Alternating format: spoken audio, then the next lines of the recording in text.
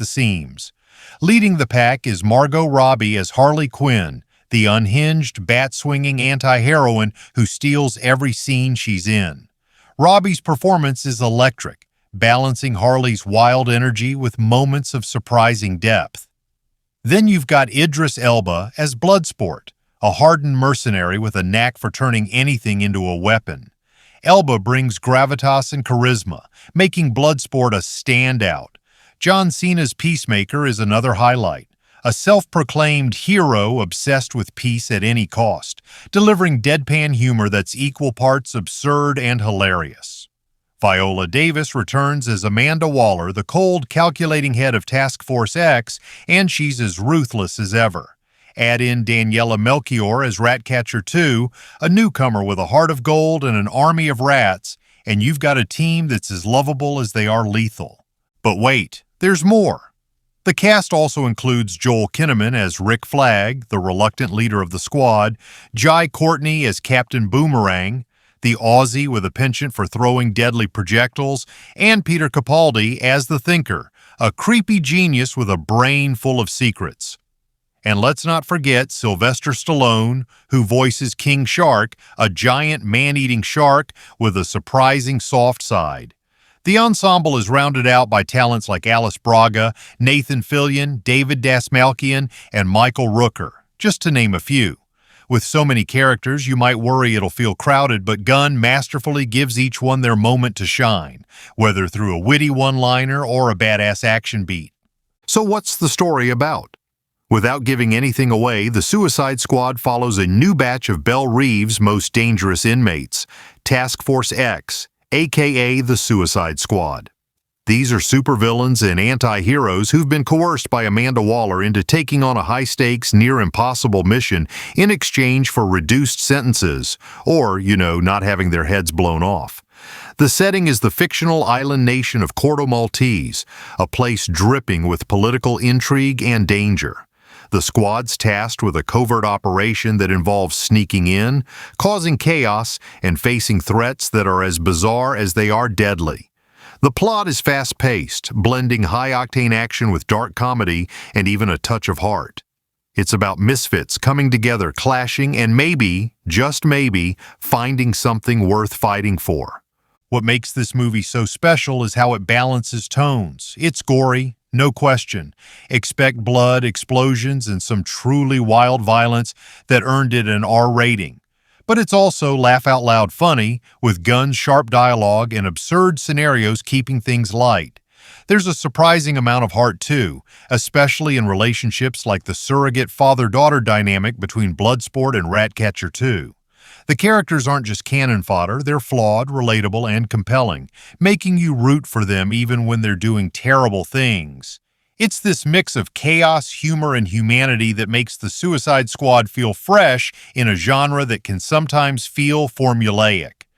Let's talk about the technical side for a minute. The cinematography by Henry Bram is stunning, with vibrant colors and dynamic camera work that make every action scene pop. Whether it's a rain-soaked jungle shootout or a neon-lit urban brawl, the visuals are a feast for the eyes. The practical effects, like King Shark's design, blend seamlessly with CGI, creating a world that feels real despite its comic book craziness. The score by John Murphy is another standout, perfectly complementing Gunn's eclectic soundtrack. From classic rock to modern hits, the music is woven into the story in a way that feels organic, much like Gunn's work on Guardians. Tracks like Folsom Prison Blues by Johnny Cash and Hey by Pixies set the tone for the film's rebellious vibe. The production wasn't without its challenges. Filming took place in 2019 with locations in Atlanta, Georgia, and Panama standing in for Corto Maltese.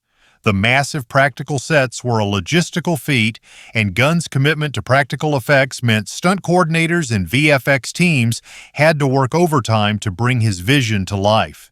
The film was released on August 5, 2021 in theaters and on HBO Max, a move driven by the pandemic-era shift to hybrid releases. Despite the high budget, the box office was modest, grossing around $168 million worldwide, partly due to the simultaneous streaming release and global theater restrictions. But don't let that fool you. This movie's impact goes beyond numbers. It's a cult favorite, with fans and critics praising its bold vision. Speaking of critics, let's dive into the reception. The Suicide Squad holds a 90% approval rating on Rotten Tomatoes, with reviewers calling it a massive improvement over the 2016 film.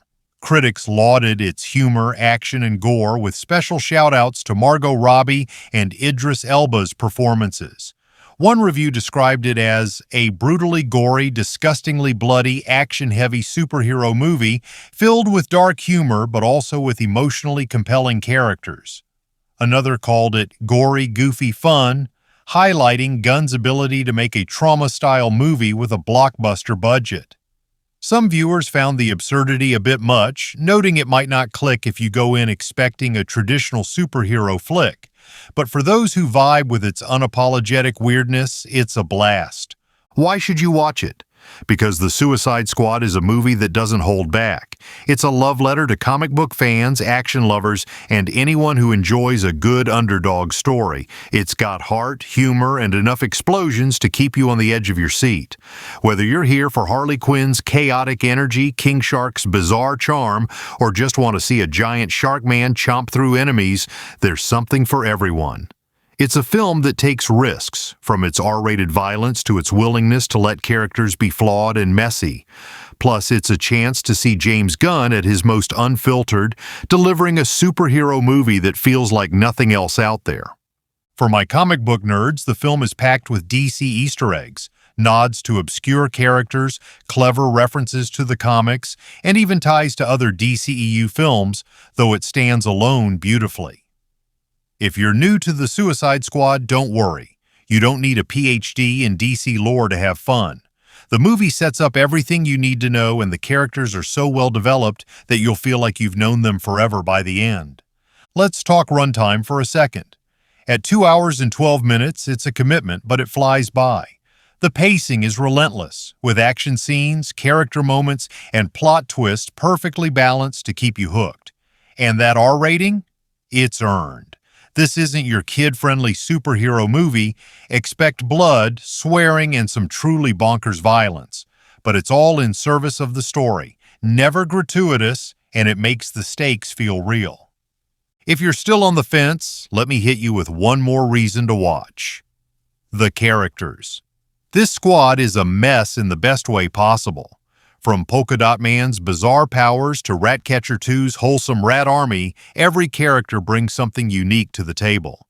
Gunn's love for underdogs shines through, turning these B-list villains into heroes you can't help but root for. And the banter? Oh, it's gold. The dialogue is sharp, the humor is dark, and the chemistry between the cast is off the charts. Before I wrap up, a quick shout-out to the behind-the-scenes team. The costume design by Judiana Makovsky is fantastic, with Harley's red and black ensemble and Bloodsport's high-tech armor stealing the show. The editing by Fred Raskin and Christian Wagner keeps the chaos coherent, and the production design by Beth Mickle makes Corto Maltese feel like a character in itself. This is a movie where every department was firing on all cylinders.